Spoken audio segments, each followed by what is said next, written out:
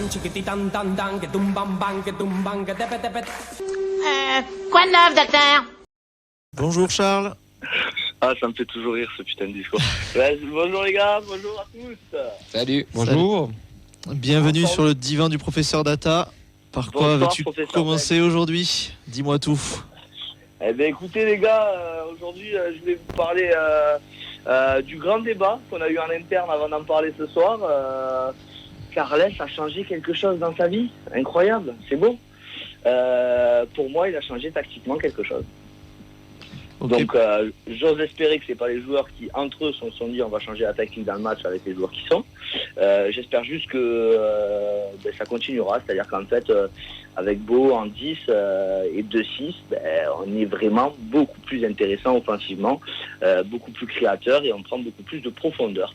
Donc ça a été beaucoup le débat entre nous, avec Camille, avec tout le monde. On n'a jamais changé de système. Si, on a changé d'animation, si tu préfères, mais on a changé réellement d'animation, voire de système. Parce qu'aujourd'hui, on a trouvé peut-être un vrai 10, un 10 qui est sous l'attaquant, presque un vrai complément de l'attaquant. Et c'est très, très intéressant pour nous. Mais c'est tes joueurs, pas ton système que tu changes.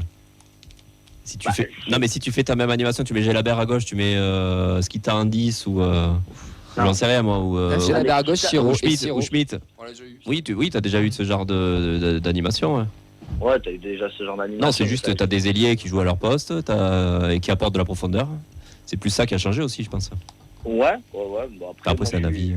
Oui, non, mais attends, je le partage. Attends, Charles, avant que tu penses quoi que ce soit, je leur ai tous ceux qui sont pas sur le groupe, ils ne savent pas de quoi on a parlé. Ils découvrent en même temps le sujet, hormis Ben et Vincent. C'est pour ça que je suis pas intervenu. Les autres, non, mais que ce soit Cass, qui m'ont même demandé mais de quoi il va parler. Je dis vous verrez en direct, je ne vous dis rien. Je préfère insister sur ce point.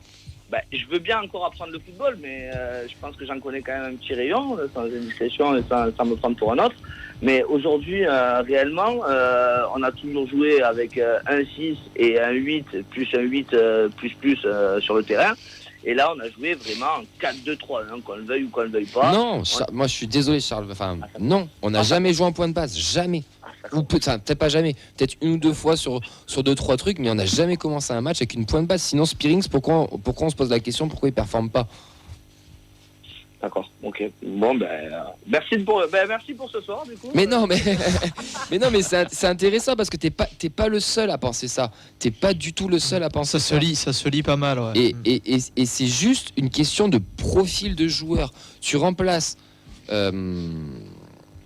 Beau par Schmitt et Gelabert par Babica et Donum. T'as déjà eu ces compos-là. C'est juste que là, on a changé de profil de joueur. Alors, peut-être que dans certaines animations, tu as des trucs qui ont changé, mais on a toujours joué en 4-2-3-1 depuis le début de la saison. Si tu as un Abokal en début de saison qui se pète pas, c'est vrai que tu aurais eu ce genre de schéma tactique avec ce joueur sur le côté et qui aurait peut-être apporté plus on aurait eu l'impression d'avoir le genre d'action qu'on a vu c'est fou d'avoir qu'on a vu dimanche. Tu vois, si là cette impression là, c'est qu'il y a vraiment qu'il y a un changement, qu'il y a eu quelque chose quand même, parce que les joueurs. Charles, t'es pas le seul, et si tu as vu ça, c'est que ça montre que peut-être avant où il y avait de la bouillie, c'était trop brouillon et qu'on n'arrivait pas à voir, ou que là on a rendu une très belle copie.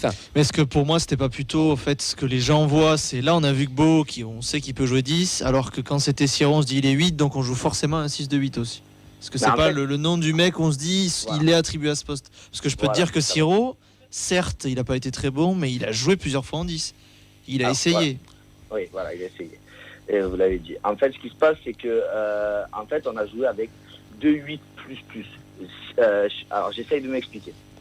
On a joué avec Schmitt, qui n'est pas un 10, mais qui est un 8 relayeur un peu animateur. On a joué avec un Skita un peu trop faible pour être un vrai 10.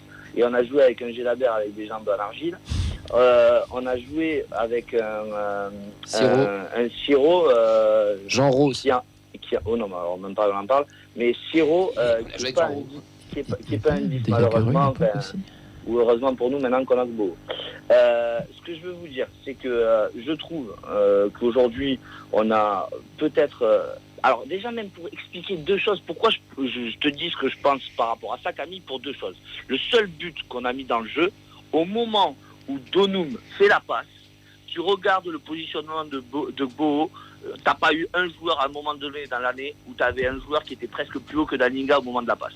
Parce que c'est une question de profil de joueur, c'est ce que tu es en train de dire, Charles. Il y a du monde de cabinet. C'est pas une question de schéma tactique, c'est juste que les mecs n'arrivaient pas à réaliser ce qu'on leur demandait à l'entraînement parce que c'était pas à leur poste. Siro, il était au four au moulin, il pouvait pas être devant. Gélabert, tu l'as dit, il a des jambes en carton. Jean-Ro manquait de créativité, c'était plus un contre-attaquant ou contre-presseur plutôt qu'un numéro 10. Là, tu as Beau qui est vraiment un deuxième attaquant 10 qui sont poste, donc c'est normal que tu le retrouves à cette position-là. Juste Clément, vas-y, après Charles, tu tirer. Juste pour rester sur le but qu'on met dans le jeu, ce qui est intéressant, c'est qu'au moment de la passe, il y a 3 joueurs qui prennent la profondeur et 3 joueurs qui sont une option tout à fait crédible de passe. Et ça, on l'avait pas beaucoup vu depuis le début de la saison. Et je pense que ce que tu veux dire, Charles, et je vais te rejoindre sur ça, c'est que plutôt que mettre des profils défensifs sur les postes des deux là, du 4-2-3-1, tu as mis, comme tu l'as dit, Schmitt et Siro, qui eux dans un 4-3-3 peuvent jouer en relayeur et les mecs un peu plus haut que le numéro 6. Et c'est peut-être ça qui change, c'est que t'as pas Cassar et Spearings par exemple. Cassar et Spearings, tu les mets, je pense que tu joues plus bas. Non, mais c'est là. C'est vrai qu'on va essayer de. En fait, toute la journée, je me suis dit, est-ce qu'il a peut-être raison, Camille? Et en fait, c'est vrai qu'il a peut-être aussi raison aussi. Donc, je l'accepte. Non, mais c'est pas une question que j'ai raison ou que j'ai tort. C'est vrai. Non, mais c'est vrai ce que tu dis. Attends, je vais essayer de corroborer ce que tu es en train de dire. Et c'est réel. C'est que peut-être qu'avant, Carles, il avait des idées, mais il n'avait pas les moyens. Maintenant, il a enfin les moyens de ses idées. Enfin les moyens, nous emballons pas. Mais sur ce match-là, c'était pas mal. Sur un match. Oui. T'as un joueur qui peut jouer 10 et qui a au moins montré quelque chose. Ou c'est l'inverse, il a enfin des idées. Ces idées-là, des idées qui payent. On a profité aussi, comme on va revenir sur ce qu'on a dit, mais des espaces laissés du côté de Reims aussi. De manière, c'est l'adversaire qui a créé aussi le fait qu'on a pu se projeter aussi facilement offensivement, je pense. Je peux pas penser qu'avec l'intelligence de Will Steele, il n'ait pas étudié notre équipe. Et on est d'accord, c'est ça qui me surprend aussi. Mais... Tu t'attendais à cette compo? Très bonne question. Oui et non. C'est le métier. Il y a toujours mon préféré qui est sur le terrain, vous le savez. Mais oui et non, parce que dans l'ensemble, oui, je suis d'accord avec vous. Je m'attendais à cette compo parce qu'à un moment donné, Babika, sur ce qu'il a montré depuis le début, il était obligé d'être titulaire. Beau, qu'on le veuille ou non, c'est quand même plus solide que Skita. Et Siro, Schmitt. Schmitt, c'était le seul que je m'étonnais quand même, parce que je pense que j'aurais pu préférer prendre un Spearing. Mais bon, après, ce que je trouve intéressant, c'est que au moins, il y a des animations offensives, il y a de l'intérêt offensif et il y a des options offensives. Donc ça, on va quand même se féliciter de ça. Maintenant, Carles, Pep, Guardiola, Martinez, ce qu'il a comme problème, c'est qu'il a toujours pas compris que quand tu prends 3-1 au bout de 5 minutes de jeu, à un moment donné, tu peux pas mettre Gélabert. Tu peux pas faire entrer Gélabert. Tu fais ce que tu veux, mais tu dois un peu plus bétonner, tu dois un peu plus calmer et tu dois mettre un Spearing. Mais bon, après, c'est que mon avis. Là où, en fait, ce qui me rend heureux, en fait, cette semaine, et là où je me dis, enfin, c'est bon, c'est tranquille, je vais enfin passer une semaine sans Prozac, c'est de me dire qu'aujourd'hui, on a gagné et ça aurait été tellement grave de prendre ce 3-3. Ça aurait été tellement grave de prendre ce 3-3 parce que psychologiquement, notre équipe avait été marquée depuis le début de la saison. Dans la tête, t'es mort. Et puis c'est faute professionnelle, quoi. 3-0 et tout. Voilà. Et il faut quand même se dire que on est content et on se gargarise, mais on oublie quand même de se dire que s'il n'y a pas Olivier Tom sur la ligne à la dernière minute, il y a 3-3 et on rentre chez nous un pied devant, un pied derrière. Donc ce qu'il faut quand même aussi se rendre compte, c'est que voilà, notre équipe, elle a quand même au moins eu le mérite d'avoir un peu de chance dans le bon sens et de se permettre d'avoir au moins 1 à 2 semaines avant de se remettre dans le jus si on avait des résultats négatifs dans le championnat. Donc ça, c'est quand même quelque chose de positif. Maintenant, je pense que cette équipe, c'est l'équipe type. J'ai du mal à le dire parce qu'il y a un joueur que j'aime pas beaucoup, mais dans l'esprit, c'est l'équipe type. C'est qui, c'est Siro? Attends. J'ai pas envie d'en parler parce que je vais me faire gronder par. Non mais tu trouves que Siro a fait un mauvais match dimanche? Il a donné écoute-moi bien. Non mais vas-y, donne ton avis. Je ne répondrai même pas. Est-ce que juste tu trouves que Siro a fait un mauvais match? Le premier but de Thomas, regarde où est Siro. Juste déjà regarde où est Siro. Moi quand je drague une fille, je sais exactement ce que je dois lui dire parce que je suis bon quand je vais lui dire ça. Je vais pas lui danser avec elle parce que je sais pas danser. Et aujourd'hui, il nous a fait 20 matchs en essayant de nous faire des transversales à la Van Den Booven. Il a toujours pas touché quelqu'un de l'autre côté du terrain. Et si tu vas un peu plus loin, qui c'est qui met le centre sur Mawissa? C'est Chuazo. Combien de fois Siro est tenté un centre? Combien de fois c'est arrivé dans les fraises? Donc à un moment donné, on va quand même pas arrêter de lui donner de l'eau bénite à chaque fois qu'il fait quelque chose de moins bien. Après, qui est au duel avec le gardien sur le premier but? C'est Diouf qui donne le ballon à Mawissa. Oui, c'est Diouf et Siro qui est au duel quand même. Ouais. Moi, je vous trouve tous durs avec Siro, mais il est intelligent sur le premier but, il est au duel, il fait pas faute. je veux bien être dur avec Gelabert, mais avec Siro, vous êtes 10 fois pire, c'est incroyable. Moi je rejoins Charles sur le coup des transversales. Ça, par contre, je suis d'accord. En fait, les gars, je vous le dis, mais ça c'est mon esprit, ça c'est peut-être moi, et puis je me ferai tirer dessus, il n'y a pas de problème. Mais j'espère avoir tort, parce que je suis pas là pour tuer un joueur. J'espère avoir tort. Mais un jour, on se rendra compte que dans les années à venir, on se rendra compte que ce joueur-là était le moins mauvais à son poste à ce moment-là. Et ça, c'est la réalité des choses. Maintenant, moi, je pense que, sincèrement, tu dois faire la même compo avec Spearing, Caceres. Mais après, ça, c'est avec Spearing, Caceres à la place de Schmitt et Siro. C'est ce qu'on a vu depuis le début de la saison. On arrive beaucoup plus bas et tu vas être coupé en deux pour moi si tu fais ça. C'est de même profil, Caceres aussi, Spearing. Bon, peut-être que c'est marrant, pardon, je rebondis dessus, c'est marrant parce que pour toi, Spearing, c'est un gros totem alors qu'il est vraiment pas bon cette saison. Et Siro, que moi je trouve qui certes au début de saison ça a été compliqué, mais il s'est battu, il a pas lâché. On voit qu'il donne. Alors oui, il a du déchet, c'est pas Van Den Boomen et ça, tout le monde le dit. Mais ouais, je te. Arrêtez les comparaisons. Ouais, non, c'est pas les mêmes, mais ouais. En fait, ce qui m'agace, c'est ce joueur. Ce qui m'agace vraiment, en fait, c'est que il tente des choses qu'il sait pas faire. Et ça, c'est un truc je préfère qu'il soit dans son registre avec, tu sais, Touzard, il a fait sa carrière en faisant des passes en retrait. Gonalon, ça a été pareil, mais au moins il est réussité. Est-ce que tu te souviens des transversales de Van Den Boomen sa première année ou pas? Est-ce que tu te souviens des transversales de Van Den Boomen sa première année ou pas? Ouais, de toute façon, il les faisait contre Niort, arrière gauche. Ouais, non, mais je veux dire, non, mais des fois, c'était pas le Van Den Boomen qu'on a connu. Tu parles beaucoup avec ballon.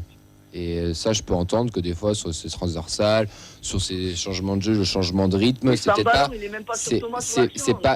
C'est pas là où il excelle. Par contre, dis-moi juste, et on va voir si on est d'accord ou pas. Si tu veux rappeler un jour. Non, mais tout le monde a son avis, il a le droit, et j'entends, il n'est pas le seul à penser ça. Et moi, je veux bien entendre plein de choses. Mais beaucoup de gens ont cet avis-là. C'est du débat, et c'est ce qui fait la richesse de l'émission. Mais Siro, dans son volume de jeu, dans le nombre de ballons récupérés, dans son placement, dans son déplacement, tout ce jeu sans ballon, si t'as pas un mec comme ça, je suis désolé, Schmitt, lors du commentaire de match, quand il est sorti, j'ai regardé les gars, je dis putain, mais Schmitt, il jouait. Parce qu'on l'a pas vu, parce qu'à côté, t'avais un mec qui cravachait. Que avec ballon, ça soit pas Van Den Boomen, ça, on l'a tous compris, et c'est pour ça qu'il faut arrêter de les comparer. Mais dans son volume de jeu, il a 10 fois plus de volume de jeu que Van Den Boomen, il récupère beaucoup plus de ballons que Van Den Boomen, si on veut vraiment les comparer. Mais j'ai dit qu'on arrêtait. Et dimanche, je suis désolé, sans ballon, il a été très très bon. Il était toujours bien placé. Alors oui, il est peut-être sur le but. C'est vrai que sur Thomas, il est peut-être pas dessus. Mais enfin, Thomas, il en dribble 4 avant lui quand même. Et puis techniquement, c'est plus la zone de Schmitt que de Siro, là d'où vient le but. Voilà. Donc, est-ce que sur ça, tu trouves aussi que c'est pas le cas, ou alors t'as pas forcément fait attention? Mais qui colmate des brèches. Mais en fait, c'est toujours pareil. Quand tu es mauvais dans un côté, tu essaies de compenser de l'autre. Heureusement. Mais on va, oui, très bien. On va le féliciter au moins de ça. C'est vrai, tout à fait. Je suis d'accord avec toi. Mais en revanche, j'espère qu'Auxence, avec son côté très très travailleur, et je compte sur lui pour qu'il m'explique combien de ballons il a récupéré, combien de ballons il a gagné, combien de ballons il a perdu. Paf, du taf. Alors non, il va pouvoir me le dire, parce que là, tu es en train de voir une étoile, là où je vois une étoile. Mais non, mais je suis pas en train de te dire qu'il est ballon d'or, mais moi, ce qui m'énerve, c'est qu'on enterre ce mec, et je te laisse parler à Auxence après, alors que c'est le patron du milieu de terrain. Et si vous n'êtes pas d'accord, pas de souci. Mais en attendant, si t'as pas Siro et qu'il est pas là, t'as pas les mêmes matchs et les mêmes compos. Je vais rebondir sur ce que dit Charles. Je peux le croire. Je vais rebondir sur ce que dit Charles. C'est vrai qu'on a quand même eu une période sur plusieurs matchs. Alors effectivement, ça correspondait à un moment où Siro était un petit peu moins bien. Je ne serais pas forcément la replacer dans le temps, très honnêtement. Ça doit être entre octobre et novembre, où effectivement, Vincent Siro était souvent le milieu qui perdait le plus de ballons. Ça, c'est vrai, c'est un fait. Non, mais il a eu une phase compliquée, ça, voilà. Je suis d'accord. Mais elle n'a pas duré 6 mois comme les gens veulent le faire croire. Toute l'équipe aussi, au final. Mais il a eu 2 mois catastrophiques en début de saison. C'est ça. Ouais. Mais après, il a su se reprendre. Il a eu des responsabilités énormes. Et Auxence parle il y a un mois, les gars. Donc déjà, ça fait déjà 4 mois. Octobre-novembre, il y a un mois. Non, c'est 3 mois. On est en février. Hein. Pour moi, c'est septembre-octobre. Mais c'est pareil, octobre. Ce que je veux dire pour donner mon avis là-dessus, c'est vrai que Vincent Siro, c'est vrai que c'est compliqué de le comparer avec Branko van den Boomen. Faut pas le comparer. Voilà, déjà. C'est vrai. Mais il se bat, il a ses qualités, ses défauts. Moi, très honnêtement, je trouve que même s'il a progressé, qu'il revient mieux que sur certains moments, ça reste quand même un joueur qui est limité. Encore heureux, il serait pas au TF, les gars. Oui, mais ce que je veux dire, c'est que... Est-ce que Caceres est potentiellement meilleur? Non, mais ce que je veux dire, c'est que c'est un joueur qui a des limites. Est-ce que Spearing est potentiellement meilleur au même poste à 2 Potentiellement, oui, mais il n'est pas. meilleur. Non, mais je fais pas. On joue le maintien, on a une équipe qui joue le maintien, quoi. Vous voulez des joueurs qui. Non, mais là, on prend juste notre effectif, les gars. Je ne demande pas de les comparer. clairement, bordel. Je ne demande pas de le comparer à Tony Cross. C'est pas Tony Cross. On le sait tous. Mais par rapport à nos joueurs, est-il moins bon que Caceres? Est-il moins bon que Spearing? Est-il moins bon que Jalabert? Non, j'ai pas dit ça. Ce que je veux dire, c'est que si dans ses qualités, on doit lui donner le fait de récupérer des ballons, il faut quand même pas occulter le nombre de ballons qu'il perd, qui est quand même assez important de nombreuses fois. Oui, parce qu'il tente des choses aussi. Il a pris des risques. C'est pas le 6 made in Ligue 1, le Touzard, comme on en parlait. C'est pas le mec qui va récupérer le ballon et faire. C'est un capitaine, il doit être à la prise d'initiative aussi. En fait, c'est ce qui m'énerve avec ce truc-là, c'est que s'il tentait pas ses passes et ses ballons qu'il perd, tout le monde lui tomberait dessus parce qu'il les tente pas. Oui. Et du coup, il les tente, il les perd, et on lui tombe dessus parce qu'il les perd. Enfin, pour moi, ce joueur-là, c'est clairement il n'est pas en confiance non plus. Quand il tente le coup de transversal, moi j'étais d'accord avec Charles, mais c'est vrai on voit qu'il n'a pas l'air forcément en confiance quand il tente ce genre de choses. Mais qui non, tente? j'ai pas le souvenir qu'il entende 15. Il en tente une ou deux et elles n'arrivent pas, mais en pivot elles sont compliquées. Et puis c'est le bouc émissaire. Dès que ça va mal, c'est Siro aussi. Regarde le match contre Lens. Tout le monde passe à côté du match. On tombe sur qui? Sur Siro. À chaque fois. C'est toujours pareil. Moi, je vais vous dire, il va mettre tout le monde d'accord. La frappe à 25 mètres contre Lisbonne, là. Non, mais c'est pas pareil. C'est que là, déjà, je pense qu'on lui tombe pas dessus contre Lens, mais c'est vrai qu'il prend ses responsabilités. Je pense que le péno, il y en a qui ont profité pour bien lui refoutre 2-3 coups. Sur les réseaux, j'ai vu passer beaucoup de trucs sur Siro. Après, Siro, on sera jamais d'accord, mais c'est. Non, ça c'est sûr. C'est ça qui est incroyable. C'est un profil un peu ingrat aussi. Oui, il s'appelle Vincent. Moi, ce qui me rend fou, c'est de voir les écarts. C'est-à-dire que tu en as certains. J'en fais partie où quand tu fais ta feuille de match au milieu, c'est le premier nom que je coche. Pareil. Et t'en as d'autres qui l'enlèveraient au premier. Non, qui le sortent comme Sissoko du groupe. C'est fou d'avoir un écart aussi important sur la conception du rôle d'un joueur. C'est parce qu'on voit pas la même chose dans les qualités que nous on voit. Les autres, ils voient peut-être des défauts aussi. On cherche peut-être pas la même chose sur un terrain. Ce qu'il a souligné Charles, et il a pas tort. En soi, on peut pas lui donner le contraire. C'est pas forcément ce qu'on a souligné non plus. Et ça va avec l'autre, ça dépend. Enfin, en fait, on revient toujours à ce débat alors qu'on parlait pas de ça. C'est incroyable. Il y a trop d'attentes autour de lui. C'est incroyable. Toujours trop d'attentes. Il doit combler 3 rôles en fait. Oui. Non mais en fait, c'est juste pour combler. Dernière. Pour conclure. Le cabinet a fermé. Voilà, avant que le cabinet ferme, mais sincèrement. Il y a des passements d'honoraires là. Vas-y. Non, on va reprendre à la base. Je suis heureux, je suis content de l'effectif, je suis content de ce qui se passe.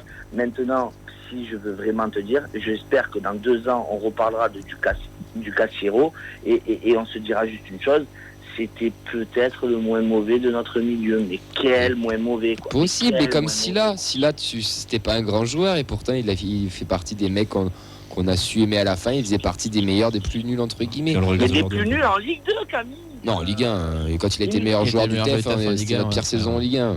Enfin bref, après vraiment voilà. Enfin, on a eu pire que Siro quand même, hein, je pense, dans nos années noires là. Non mais c'est qu'en fait, je pense que pourquoi en fait on est tous en train de faire un gros débat sur lui. Je vais vous expliquer, c'est parce que je pense sincèrement qu'on a un milieu tellement moins bon que l'année dernière ou il y a 2 ans que finalement on est toujours en train de comparer avec ce qu'on a vécu et finalement on est là en train de trouver des qualités à quelqu'un qui est pas joli. Donc en fait c'est ça qui se passe. Oui, mais est-ce que tu retrouveras un milieu de cette qualité-là sur les prochaines années? J'en suis pas sûr non plus. Et c'est toujours pareil, on a eu le meilleur milieu de terrain depuis 15 ans au TEF qu'on a eu depuis. Ça faisait longtemps que je pense pas que des milieux comme ça t'en retrouves toutes les. Regarde les équipes de Ligue 1, il n'y en a pas tant que ça, des excellents milieux. C'est fou d'être un personnage aussi clivant. Alors on a quand même eu Tanguy Doumbia au TEF. Ouais, puis des mecs comme ça, enfin, je sais pas, j'ai un peu du mal. Non mais j'ai un peu du mal avec le fait de lui tomber dessus. On peut dire ce qu'on veut. On peut dire ce qu'on veut. Le trio Batave, légende du club, mais moi Vincent Siro, je m'en rappellerai pas comme le moins mauvais. Je m'en rappellerai comme le groupe qui a tapé Liverpool au stadium et qui nous a aussi fait vivre des choses. Et je me rappellerai qu'on le comparait à Branco alors qu'il fallait pas le faire. C'est humain de le faire, mais il fallait pas le faire. Et ça a été un des capitaines du club. Là, ça fait je sais pas combien de matchs, qui nous provoque des pénaux, qui essaye de sortir des situations, qu'il a un volume de jeu, qu'il enchaîne les courses et qu'il fait les efforts, quoi. Alors il est limité comme tous les autres, mais voilà, respect monsieur. Mais je veux pas, ça sera la dernière fois, franchement, parce que j'ai pas envie de. Bon, on fera une émission spéciale Siro, tu sais quoi, on ira même l'interviewer, ça ira plus vite. Bon, Charles, merci beaucoup pour ton passage. N'oublie pas la carte vitale et à bientôt.